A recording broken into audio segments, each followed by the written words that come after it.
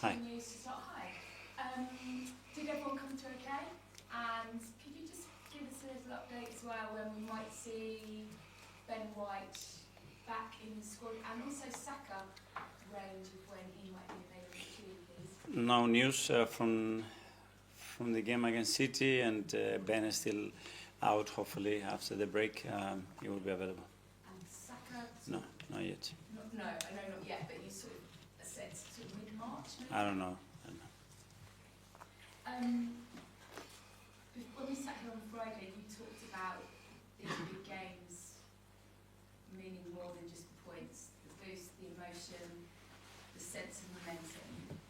As you kind of arrived at training ahead of this game, how different is the feeling around the place, and how much can you tap into that with what you've got ahead tomorrow night? Next stop is a final in Wembley, so we know how big that is, and you can feel it. You can feel it straight away. The boost that the game gave us, winning against City, the manner that we did it, and the fact that it's a game that is the closest competition we are into a final, so we're going to give it a real go. As you're very well aware, the window was shut last night, and without bringing the reinforcements that you said you'd have hoped or liked to have brought in. Were you close?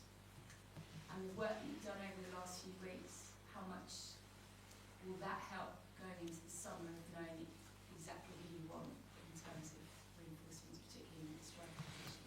We had a clear intention, which is always there is a window open to explore the opportunities to improve our squad with players that can impact it. We haven't achieved it, so yeah, we are disappointed in that sense, but as well we are very aware that that we only want to bring certain kind of players, and we have to be very disciplined with that as well, and I think that we were. Okay, cool. And we'll go to Ian from TalkSport. Hi, Mikel. How Hi, are you? hello. Arsenal haven't beaten Newcastle for the last 4 or 5 games, becoming a bit of a bogey team for you. I mean, can you just talk about when you come up against a team you haven't beaten for a while? And as a player, did you ever have a bogey team? I didn't know that word, but it's another one. They are a very difficult team to play against. They've been different games. We beat them at home last year in a good way. Obviously, this season has been different with 2 very different games as well, I think. So, yeah, another opportunity ahead of us, a big one that can take us to Wembley. So, really looking forward to it. Did you ever have a team as a player you could never beat, or you had trouble beating? Barcelona, never beat them. That was one. Everybody had trouble with Barcelona. Arsenal haven't won the League Cup. I was amazed by this. Arsenal haven't won the League Cup since 1993. They've only ever won it twice. Does that amaze you that this trophy, Arsenal, have got a great record in?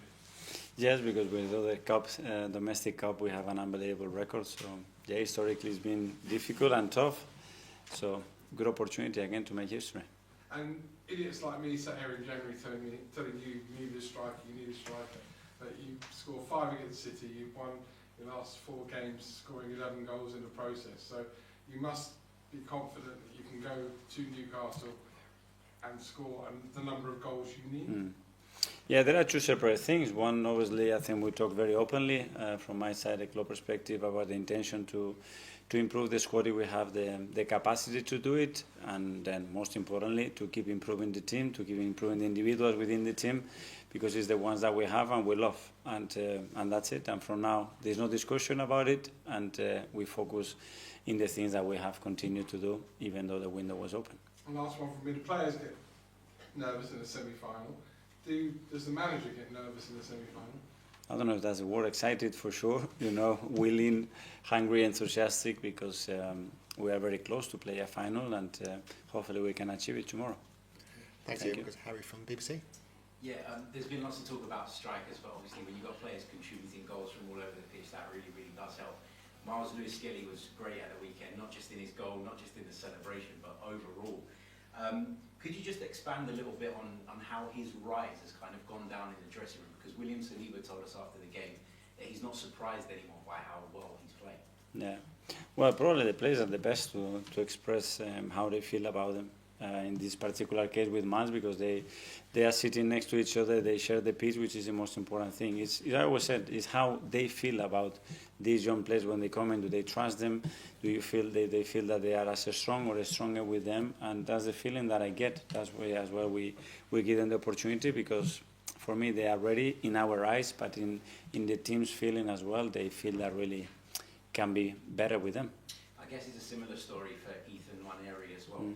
As a manager, do you feel kind of personally responsible for their development and making sure that that pathway is there for them? And then does that come into your thinking when you do go into the transfer market? Very much, but with every player, regardless the age. Obviously, the age has a different component, especially when they are not even 18 years old, and we have other cases as well in the team when as parents, I imagine that they rely on us in educating them and in transmitting the right values to them, in looking after them, protect them emotionally, especially, and physically. And it's a lot of responsibility, but thankfully we share it with quite a lot of people, and I think they are in good hands.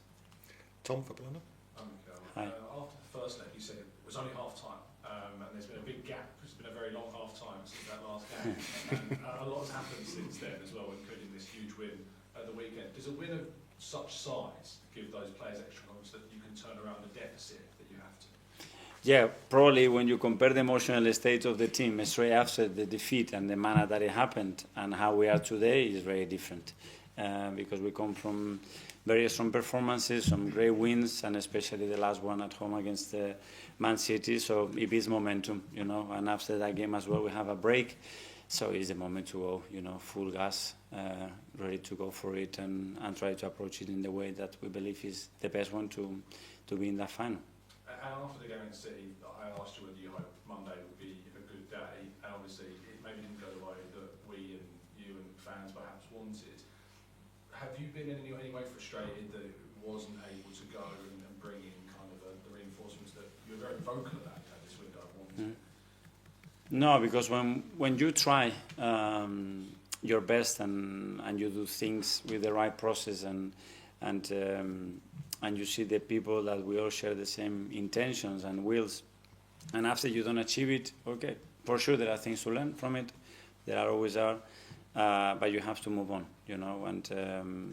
and that's a piece that was important in the moment, and now we have to move on, and nobody knows whether it is better to done it or no. We will know probably at the end of the season. Simon, stand up. Mikel, you talk about being disciplined now in terms of the window. Does that give you hope that in the summer you've got more room to get who you really want to do by sort of not doing anything now and waiting for who you really want? An extra card.